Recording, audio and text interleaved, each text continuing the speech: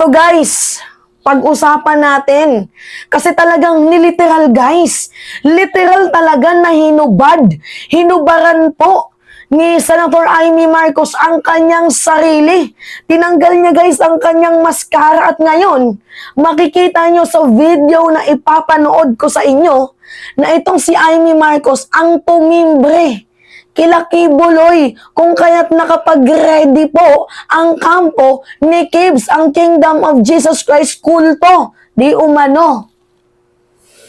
Ay, naku, Amy. Pinili talaga niya yung politika kaysa sa pamilya. Anyway, nauhuli talaga ang isda sa bunganga. So, para magkaroon kayo guys ng ng context, magkakaroon muna tayo ng short recap. So, di ba nga po guys, kung matatandaan ninyo, ni-raid po ang 3 compound ni Kibuloy. Ni-raid, di ba? Tapos kung matatandaan din ninyo na magtataka kayo, bakit ang dami ding tao? Alas 4 pa lang, ang daming tao. So, hindi po na isa katuparan ang element of surprise. Kagaya nga ng sabi ko sa inyo, di ba may tinawagan ako? Isang trabahante doon sa Glory Mountain, nagtatrabaho. Ano yung sabi niya sa akin? Kasi nakita ko siya nung pinalabas yung video sa SMNI, sabi ko siya talaga to, yung kaibigan ko talaga to, nung kasama ko doon sa Philippine Arena. So wala din naman akong ibang kaibigang babae, kundi siya lang eh. So ngayon, nung tinawagan ko to, itong si Ate Girl Lalu, tinanong ko siya. At inamin niya din naman na nandoon siya. At isa po sila sa nag-obstruct para nga po hindi matuloy ang paghuli kay Kibuloy. Hindi niya man po in-specific na si Kibuloy ay nandoon sa loob ng Glory Mountain, pero ang sabi niya, si Kibuloy daw po ay nandito lang sa Davao. At natatawa daw po siya sa mga humuhuli. Kasi kahit anong gawin daw po nilang paghuhuli, matapos na lang daw po ang administrasyon ni President Marcos, hindi daw po yan mahuhuli. Nasaan yung ebidensya mo, Mima? O ito, bago tayo, ipakita lang natin yung ebidensya na may tinawagan ako. So, ayoko lang i-reveal yung totoo niyang boses kasi baka mahalata siya. Wire taping daw yung ginawa ko, pero nagpaalam naman ako sa tinawagan ko. Hindi niya kasi alam na habang nagko-call kami, nire-record ko. Pero bago ko to i-upload, pinarinig ko muna sa kanya. Ang sabi niya, okay, wala namang problema kasi hindi naman daw halata yung boses niya. So, pakinggan nyo lang muna to 1 minute lang to. Background lang natin to, background, para makuha niyo yung context. Talagang nandun sa compound, si Kibuloy, nandun siya? Nandun pa siya? Si Kibuloy, nandyan lang talaga siya sa Davao, nagtatago? Parang ganun? Gusto niyo makita si Kibuloy? Hindi, nasa Davao lang si Pastor. Kumbaga hindi talaga siya nahuhuli. Ganun. Ito, bigyan ko kayo. Nakarang kanina, sana mahuli. Ito, bigyan ko kayo ng tip. Yung DCPO, DCPO, yung pinakamataas dyan, napakamot sa ulo. Oh? Paano kami nahulihin to? Bakit? O tapos na yun, hanggang doon lang ako. Malaki yung malakas talaga yung pwersa ni Kibuloy. Siyempre, Davao yan, di ba? Nakuha nyo na. Oo. Nakuha nyo na. O, pilang siya. Hanggang doon lang ako.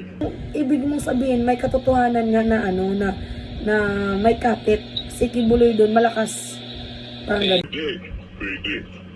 Di ba natanggal na yung mga pulis na hinar ni Baste, may 2 batalyon na. Hindi talaga nila kayang kayang hulihin si Kibuloy. Wala talaga. Kaya natatawa na lang ako. Hindi na kaya hulihin niya.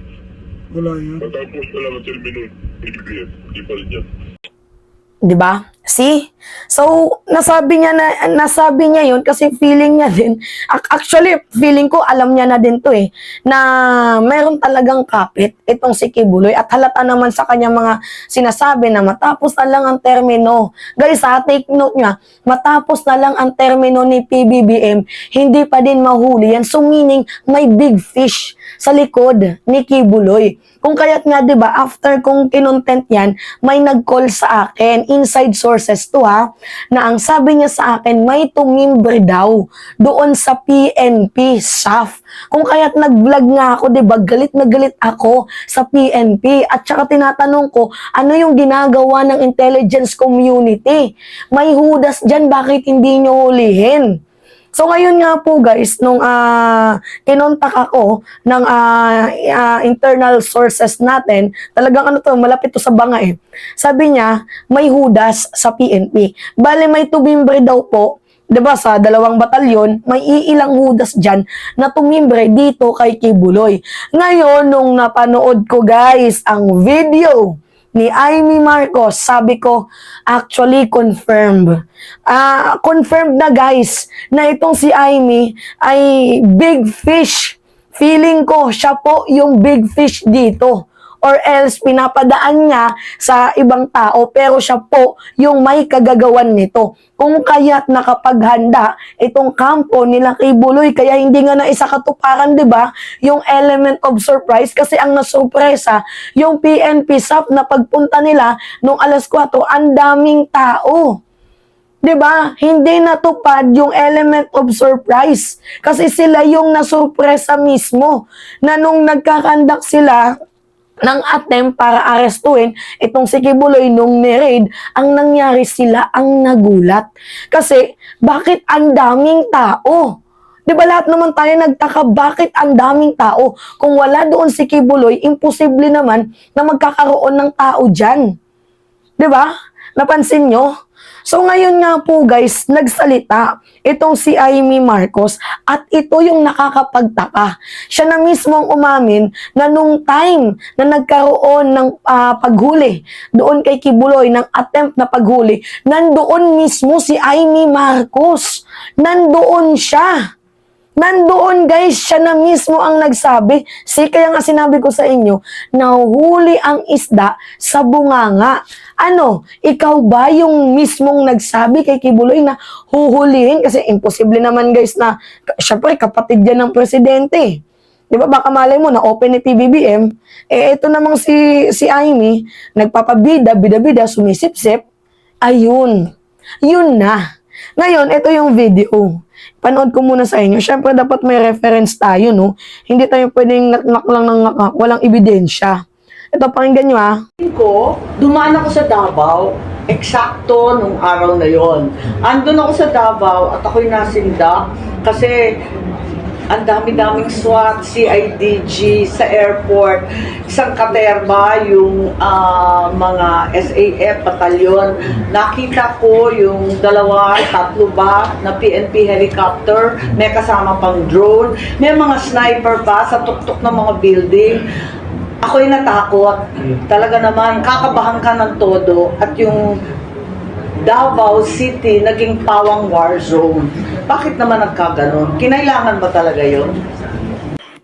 Kung first time na mapapakinggan mo yung sinabi ni Amy Marcos, parang ang magiging mukha nito guys, silent martial law ang ginagawa sa Davao. Parang ganun, 'di ba? Yung magiging perspective nyo kapag first time yung mapanood. Pero kasi kami guys, nag-analyze na kami.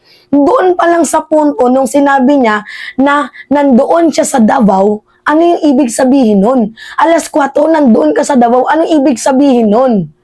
May ibig sabihin yun, guys. Ano yung ginagawa mo doon?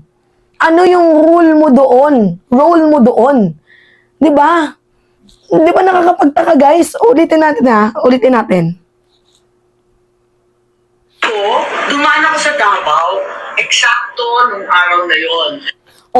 Dumaan ako sa Davao, eksakto nung araw na yon. Ayaw mo pang aminin na nandoon ka mismo sa Davao. Pero guys, sige, sabihin na lang natin kasi kwento niya yan eh. Dumaan siya sa Davao. Ngayon, ano yung ginagawa mo doon? Ba't ka doon dumaan? Imposible din naman na sa mismong Glory Mountain ka dumaan. 'Di ba? Iba naman yung Glory Mountain, inaakyat daw yun eh. Paano ka napadaan doon? Anong ginagawa mo doon? Nakakapagtaka, guys. So, meaning, parang may katotohanan nga na siya ang big fish. It's either siya yung big fish or baka meron siyang mga napag-utusan sa loob ng PNP SAF. na tumimbre doon kay Kibuloy. Although nanghuli sila, pero may iilang huda sa PNP SAF na tumimbre kay Kibuloy dahil utos ni Amy. Pwedeng ganun eh. Analyzation lang natin to guys ha, analyzation lang natin. 'Di ba? Ano yung ginagawa mo doon? Niloloko mo kami.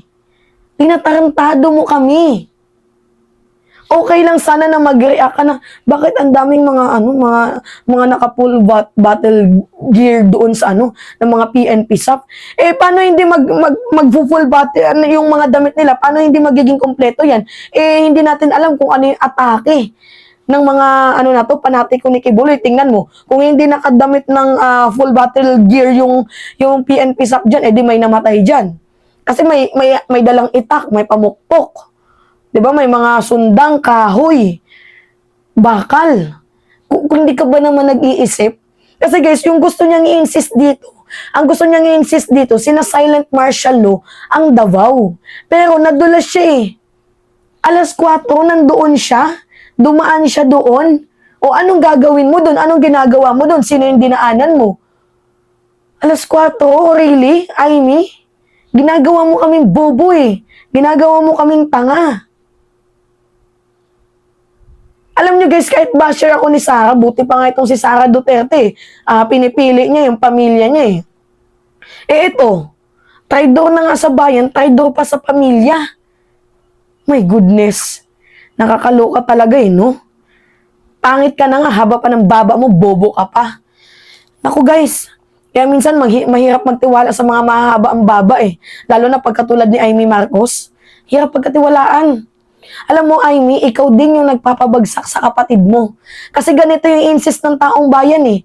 Ay, ang hina naman ni Marcos. Hindi mahuli si Kibuloy. Ang hina naman ni Marcos, hindi mahuli si Bantag. Paano hindi mahuli? Eh, ikaw yung nagtitimbre.